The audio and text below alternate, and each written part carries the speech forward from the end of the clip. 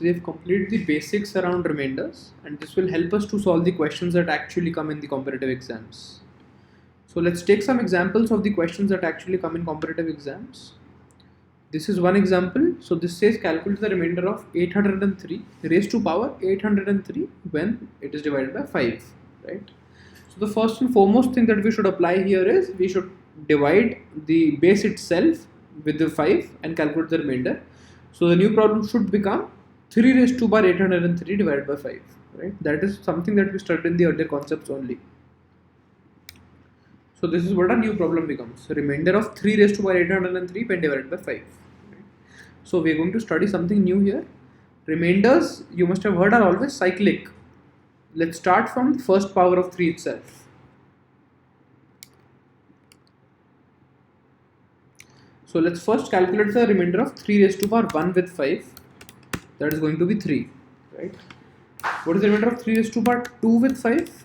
It is going to be 4. 3 raised to power 2 is 9, and 9 divided by 5, remainder is 4. So let's see 3 raised to power 3 when that is divided by 5, the remainder is 27, remainder 5, we get 2. Okay. Also, you don't need to calculate this 3 raised to power 3 every time, because let's see the next example. For example, 3 raised to power 4. You don't actually have to calculate 3 raised to power 4, which is actually 81, but you can use the previous 2, right? So 3 raised to power 4 is actually what? 3 raised to power 3 into 3, right? So again, by the multiplication property, you can calculate the remainders of these separately and then multiply them and then take the final remainder. So we already know from the previous row that 3 raised to power 3 remainder with 5 is 2. So we multiply 2 by 3 and we get 6, and 6 remainder with 5 is 1, right? So we can write this as 2 into 3, and then finally we can write this as 1, right? Or better write it like this. Okay. So remainder of 2 into 3, which is remainder of 6, becomes 1 because we are taking remainder with 5. Right? Okay, so till now we have 3, 4, 2, 1. Let's calculate 3 raised to power 5 similarly. So we have 3 raised to power 5. That will be 3 raised to the previous remainder, which is 1, multiplied by 3, you get 3. So the remainder is 3 in this case. Again, we go to 3 raised to power 6 now. We use the previous remainder, which is 3, multiplied by 3, 9. We take the remainder with 5 again, 4. So you can see that the current remainder is always only dependent on the previous remainder. Using only 3, we calculated this 4. Even for the next remainder, if you use 3 raised to power 7, we'll use the previous remainder, which is 4. Just a second. We'll use the previous remainder, which was 4, multiplied by 3 to get 12, and take the remainder with 5 to get 2. Okay. Something you must have noticed here, that all of the cycle started repeating. We're getting 3, 4, 2, 1, again 3, 4, 2. And because every remainder is dependent only on the previous remainder, we know that the cycle will continue. After 2, we'll get 1. After 1, we'll again get 3, because this 2 is dependent only on this 4. This 4 is dependent only on this 3, right? So this 1 is dependent only on this 2, right? So after this 2, we are bound to get 1. After that, we are bound to get 3. So the cycle will continue. So this is actually assured. If we have any base and any divisor, there will be a cycle. Why is that? Because see, if the divisor is 5, right? How many remainders are actually possible? The only possible remainders are 0, 1, 2, 3, 4, right? 5 remainders at max. In fact, 0 won't come. So there will be 4 remainders, 1, 2, 3 and 4. So the maximum length of cycle will be 4, right? After that, it has to start repeating it. After 3, 4, 2 and 1 are exhausted, it does not have a new remainder to come up with here. So that is why the cycle repeats, and it happens for every base and every divisor. In some cases, the cycle might be shorter. In some cases, the cycle might be longer. Okay. So now we know this cycle of 3, 4, 2, 1 repeats, right? So we can also write this 803, the exponent that we have, as 4 into 200 plus 3. Why 4? Because 4 is actually the length of this cycle, right? So 803 actually, it means it completes this cycle of 4 200 times, and then this becomes 801, 802, 803. So 803 actually comes here to 3 raised to power 3, and the remainder is 2.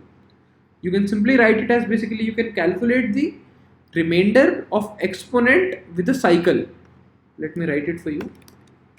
So you calculate the remainder of exponent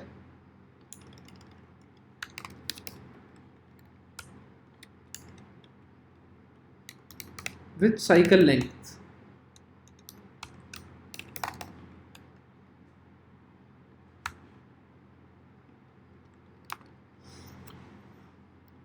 And basically this will be the row number that you have to look up in the table that we've just created above. So remainder of exponent is 803, cycle length is 4.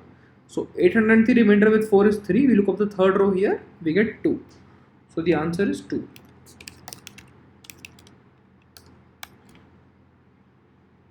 Okay. So this is slightly time consuming, I know that, but we'll move on to another method which is lesser time consuming, actually much less time consuming.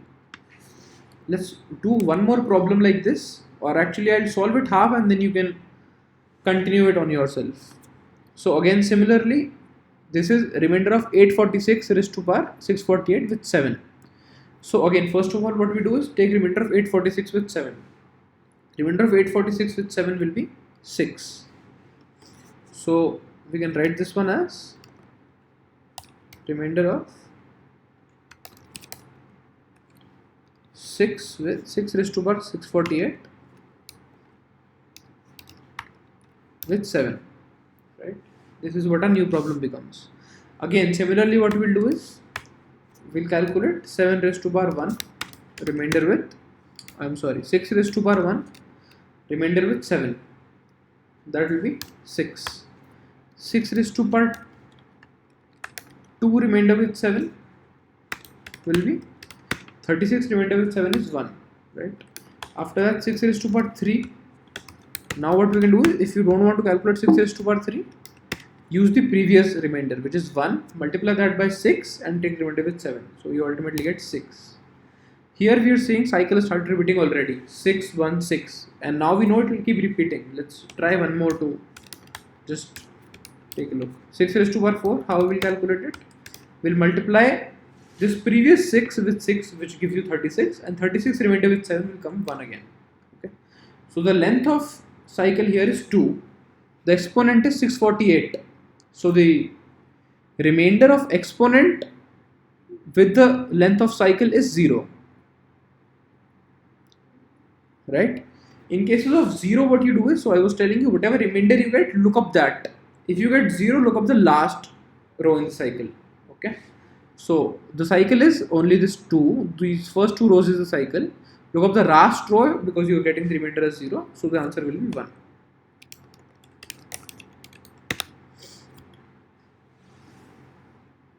Why are you looking up the last row when you're getting the remainder as 0? That is because, see, if you try to extrapolate this one, let me remove this last 2 rows so that you can see the cycle clearly. So this will be power 1, 2, 3, 4, 5, 6. That means all the odd numbers are coming in the first one, all the even numbers are coming in the second one. So because the remainder for even will be 0, but that will be actually the second row of this cycle. That is why we are looking up the second row. Okay, this one was quite simpler because the cycle length was shorter. So if you go by this method, it mostly depends on the cycle length and once you get practice. Okay, so the last problem that we saw was 803 raised to power 803. Let's look at that problem again. Okay, let's first solve this problem, 846 raised to power 648. Right now we solved it with cycle. Now we'll try to solve it without cycle with another method. Okay. Again, the first step that we do is take remainder of 846 with 7 and the problem gets reduced to 6 raised to power 648 remainder with 7. Okay. So now what we can do is, as we did earlier, right? So what we can do here is take remainder of 6 with 7 and write it as negative remainder. So this becomes minus 1 actually. So this becomes minus 1 raised to power 648 and you're taking the remainder with 7. Okay, and all of us know that minus 1 raised to power 648 is 1 and remainder of 1 with 7 is 1. So simply we were able to solve this in one line. In fact, if you have practice, you can solve this in 5 seconds, this one. Okay, the answer is 1 in both cases. I would suggest that don't go with one method whenever there are multiple methods for a problem. Always try to practice in all of those methods, because there is no one absolute best method. In some cases, method A will be better, in some cases, method B will be better, and it actually depends on person to person when they like to apply which method and which method are they faster with, right? So even if you are getting confused with one method, let's say, don't stick to the other method which you like. Always see that confusion as an opportunity to gain better understanding about the concept, and it is always better to understand all the methods that are there and practice also with all the methods, so that on the exam day, you are ready and you know that which method to apply for the faster solution. Okay. So the other problem that we tried was 803 raised to power 803 remainder with 5. Let's try also with this method. So 803 raised to power 803, first of all we reduce it to 3 raised to power 803. Okay. After that, our goal is to bring this base close to a multiple of 5, right? So in the previous problem, our base 6 was already very close to 7, right? We could write the negative remainder as -1. Or if it was 8, let's say, then you could have written it as 1, right? So that is something what we want to achieve in this problem also. So can we manipulate 3 raised to power 803 to make the base come close to 5 or a multiple of 5? So what I can think of is 3 square is 9 and 9 remainder 5 is -1, because 9 is just 1 less than 10. Okay. So let's try to convert this to base 9. But how do we do that? Because 3 is raised to an odd power here. So what we can do is,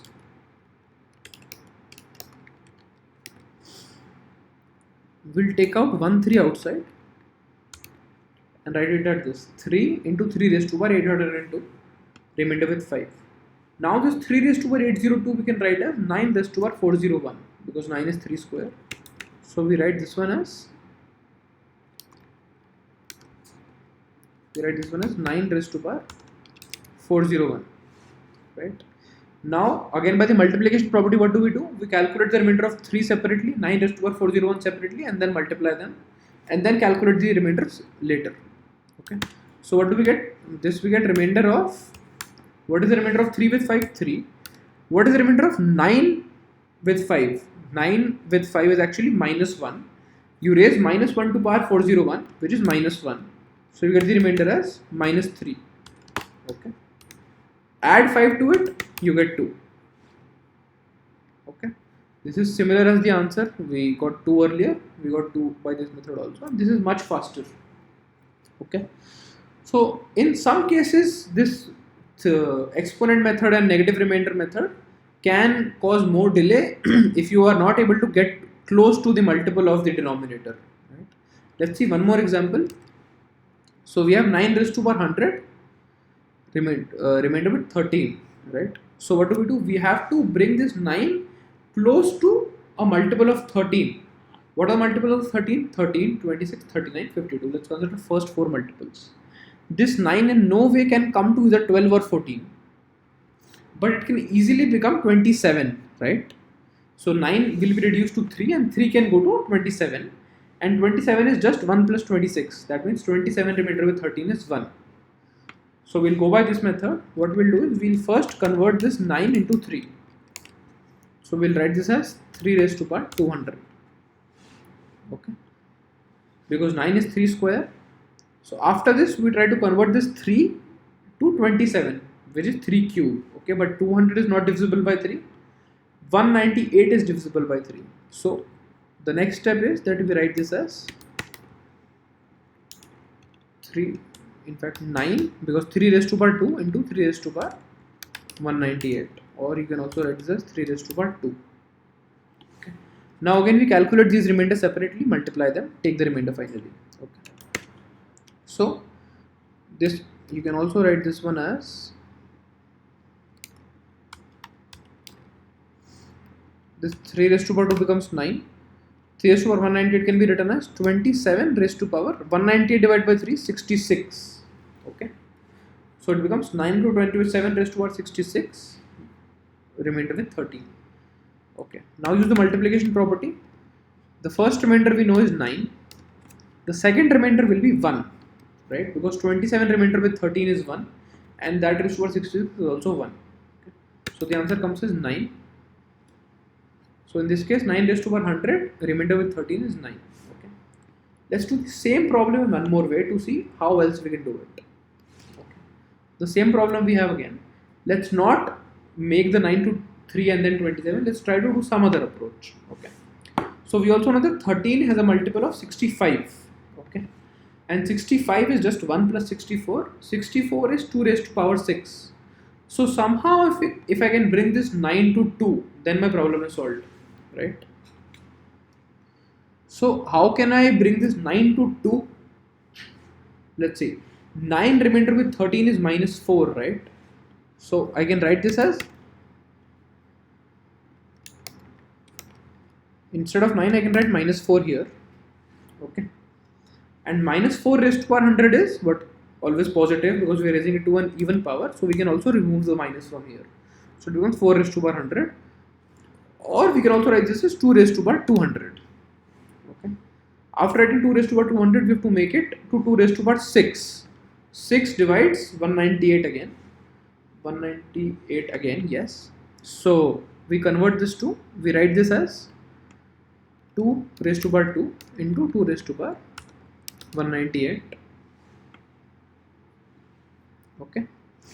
So this becomes remainder of 4 with 13 separately, and 2 raised to power 198 is what actually? Let me rewrite this as 2 raised to power 198 can be written as 8 raised to power, 2 raised to power 198. So we have to convert this to 64, right? So 2 raised to power 6 is 64. So we convert this to 64. Divide the power by 198. Divide the power 198 by 6, which becomes 33. Okay. So now we know the remainder of first part is 4. So we write this as 4 into the remainder of second part is minus 1. Okay. Because 64 remainder with 13 is minus 1. Minus 1 raised to power 33 is minus 1. After that, this becomes remainder minus 4. To convert this to positive remainder, add 13 to it and it becomes 9. Okay. Again, same answer in both cases.